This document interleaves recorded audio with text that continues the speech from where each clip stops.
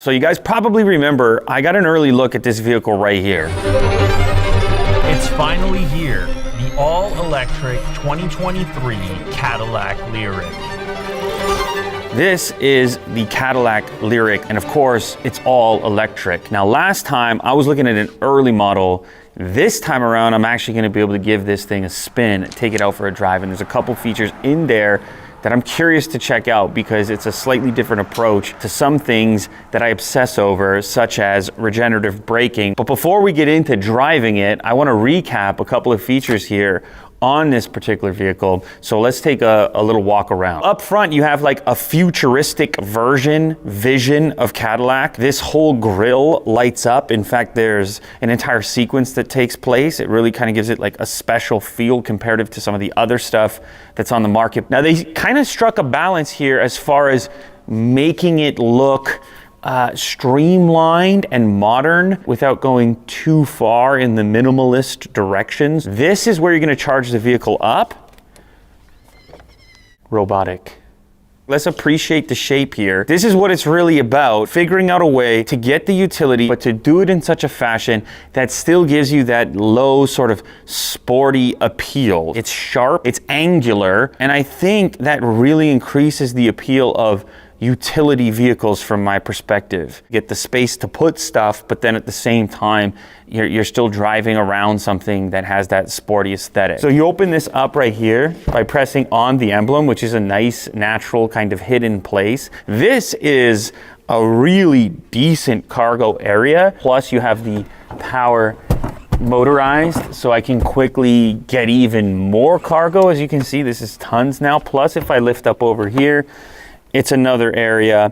I think this is gonna be a great spot for smaller items, groceries and things that you don't wanna have kind of rolling around. Obviously the situation gets even better in the front. I like the fact that we still have some analog inputs. Touch screens are great, obviously, functional and intuitive. Sometimes you wanna reach for something tactile. Sometimes you wanna reach for something that's almost muscle memory. And so what they've done here is they've kept like audio volume in the most obvious location with a tactile feedback as you make your adjustments.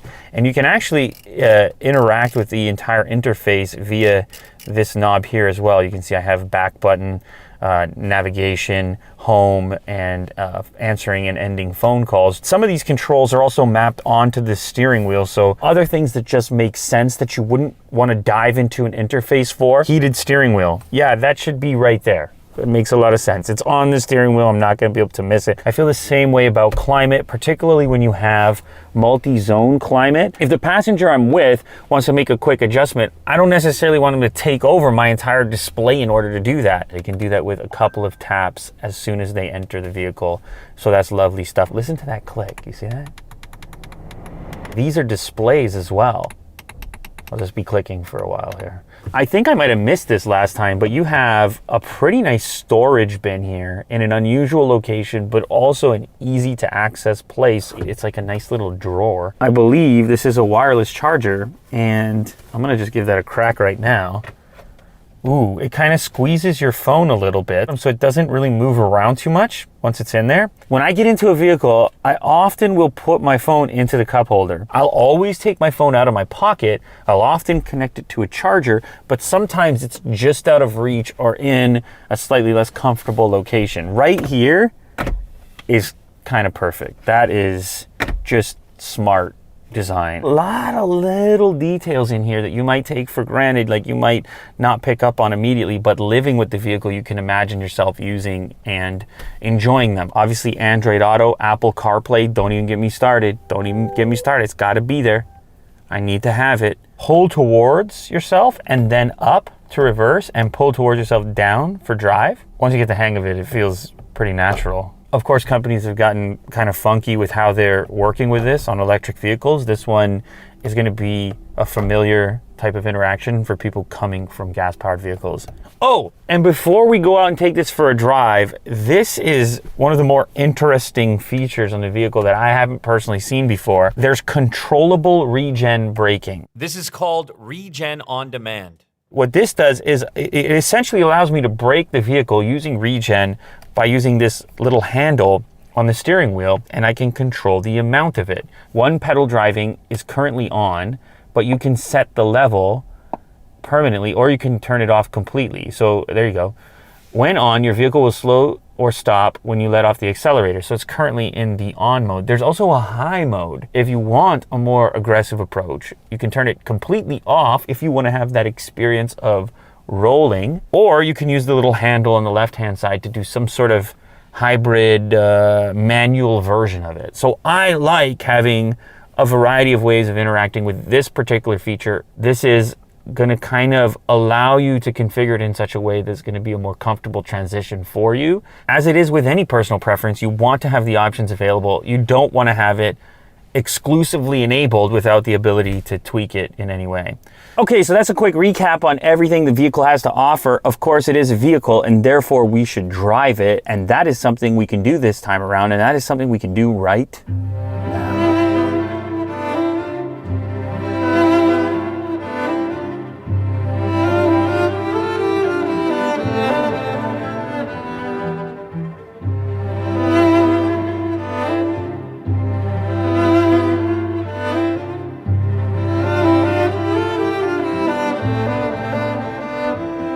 We are outdoors now, and we're about to do a driving test with the new Cadillac LYRIQ. I'm gonna be testing out Regen on Demand, which is the feature that I'm most curious about. We can have one pedal driving turned on, off. We can have it in high mode. As of right now, in touring, it is set to on, but in order to feel the manual regen the most, I'm actually gonna put it into its off setting right now. That means that the car will have a roll to it, kind of like a typical gas-powered car, without this kind of immediate braking as your foot is pulled from the accelerator. That's what would be frequently associated with one pedal driving. Now, one thing you're gonna notice, just how quietly this vehicle moves, smoothly. I mean, that's kind of what you would expect with a Cadillac, like refinement.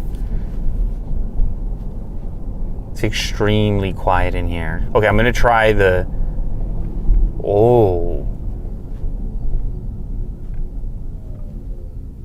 you can come to a complete stop simply using the brake on the steering wheel. It's a soft, like I'm braking right now. Look, my foot is not on the pedal. Looking at this little meter over here. So I pull my foot and you can see it go green there.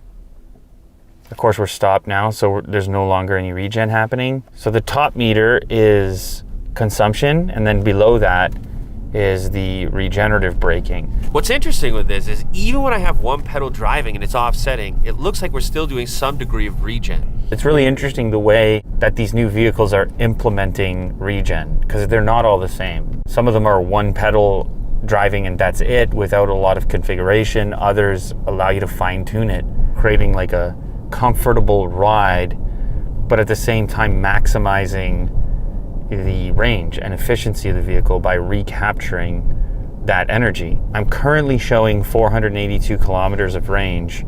As you can see, we're not quite 100% charged at this moment. That should give you an indication of range expectations on the new Cadillac LYRIQ. So the default, like in this display, which is configurable, is this sort of gauge cluster. You can see some of your adaptive cruise stuff below there, but you can change this as you saw to this energy gauge instead.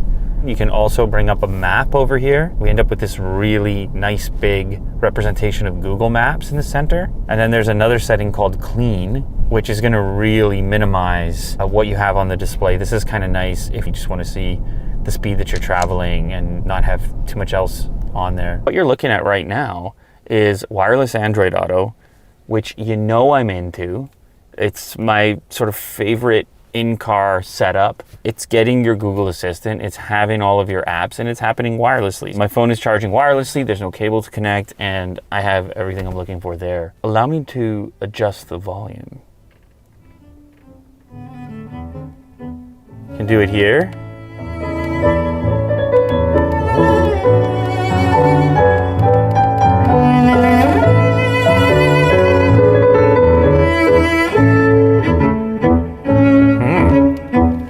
Click on this audio button, equalizer, sound mode. Surround. Even more surround. Oh, definitely, yeah. Wow.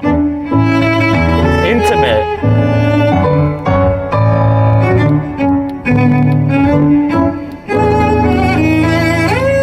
I should put my massage seat on over here. Well, there's lumbar going on, and there's like a rolling motion to it. Lovely, okay, yeah, lovely. Listen, refinement. Look at me, picture me, all right? Picture yourself, you understand?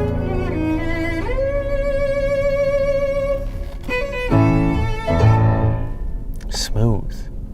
A car like this, it's so smooth, so refined. I don't want that abruptness. I want something that feels gradual and smooth.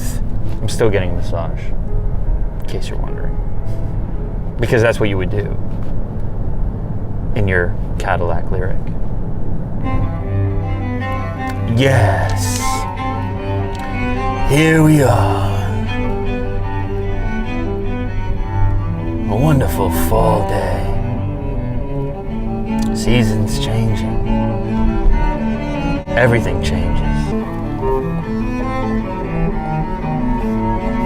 So once again, thank you to Cadillac for bringing over the brand new LYRIQ. It was a pleasure to drive around, extremely smooth, nice and quiet. I'm really looking forward to what this means for the entire Cadillac lineup going into the future. If you guys are interested in the LYRIQ yourself, check the description of this video. There's gonna be links down there. What a time to be alive. The electric future, it's now, it's happening. It's happening at Cadillac.